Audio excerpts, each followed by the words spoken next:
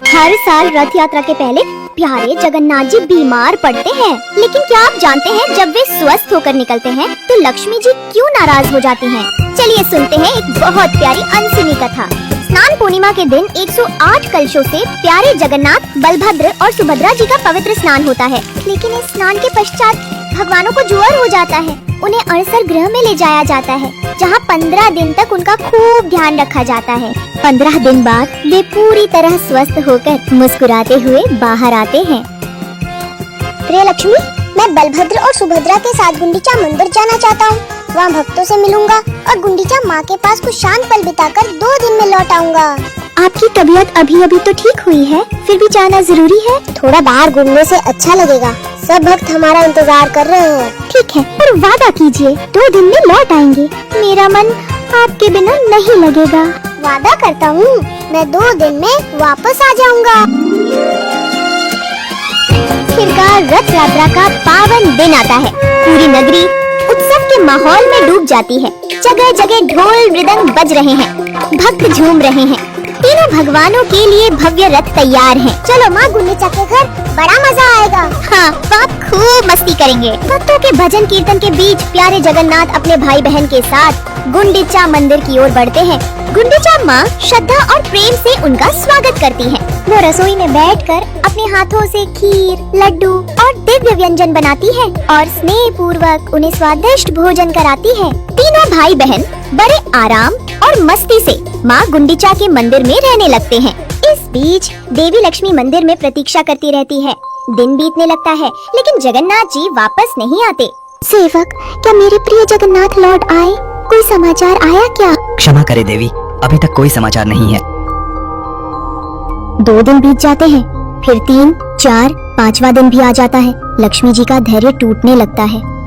2 दिन कहकर गए थे और अब 5 दिन हो गए, फिर भी नहीं लौटे। क्या उनके वचनों का कोई मूल्य नहीं है? मैं यहाँ उनकी प्रतीक्षा में बैठी हूँ, क्या मेरी कोई अहमियत नहीं है?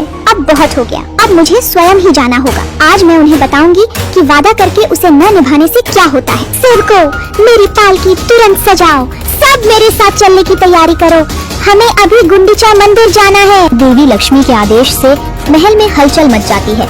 उनकी रेशमी पालकी सजाई जाती है। पुजारी और सेवक दल ढोल नगाड़ों के साथ लक्ष्मी जी के साथ चल पड़ते हैं। लक्ष्मी जी पूरे राजसी ठाट बाट के साथ गुंडीचा मंदिर की ओर प्रस्थान करती हैं। नगर भर में ये चर्चा फैल जाती है कि माता लक्ष्मी क्रोधित होकर स्वयं भगवान को लेने जा रही हैं। सभी सहमे हुए हैं कि आगे क्या होगा।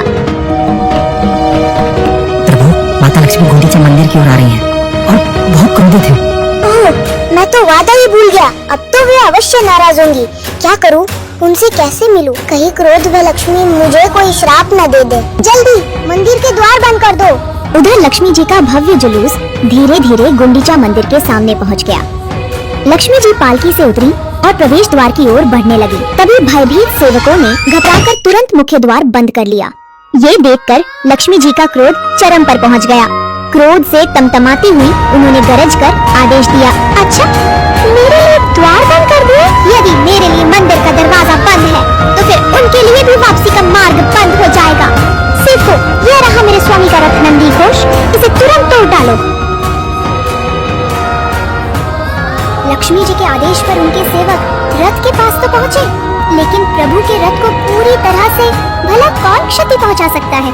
उन्होंने बस उसे जरा सा हिलाया डुलाया, फिर भी कुछ सजावटी हिस्से टूटकर नीचे गिर पड़े। तभी जगन्नाथ जी के सेवक उन्हें रोकने आए और दोनों ओर से हल्की फुल्की धक्का मुक्की होने लगी। रथ को हल्का सा नुकसान पहुंचाने के बाद लक्ष्मी जी उदास मन से लौट चली, लेकिन वो मुख्य मार्ग से नहीं लौटे, बल्कि एक गुप्त गली से होकर गई, जिसे हेरा गोहिरी गली कहा जाता है। उड़िया भाषा में हेरा का अर्थ है देखना। कहा जाता है कि रथ यात्रा के 5वें दिन माता लक्ष्मी अपने प्रभु जगन्नाथ के दर्शन हेतु यहाँ आई थी। इसी स्मृति में इस दिन को हेरा पंचमी कहा जाता है। लक्ष्मी जी लौट तो गयी, पर क्या वे इतनी आसानी से जगन्नाथ जी को क्षमा कर देंगी? उधर गुंडीचा मंदिर में 6 दिन बीत गए।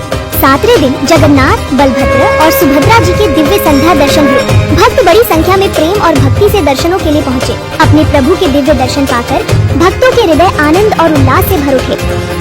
8वें दिन सुबह गुंडीचा मंदिर में रथों को वापस श्री मंदिर की ओर मोड़ा गया।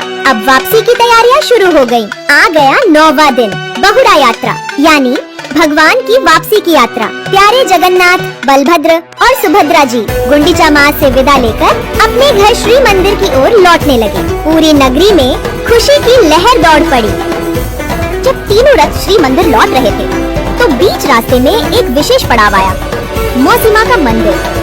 मौसी माँ ने उनके लिए बड़े प्रेम से पोड़ पीठा तैयार किया था, जो उड़ीसा की प्रसिद्ध मिठाई है। हर वर्ष की तरह तीनों ने स्नेह पूर्वक मौसी माँ के हाथ का बना पोड़ पीठा चखा।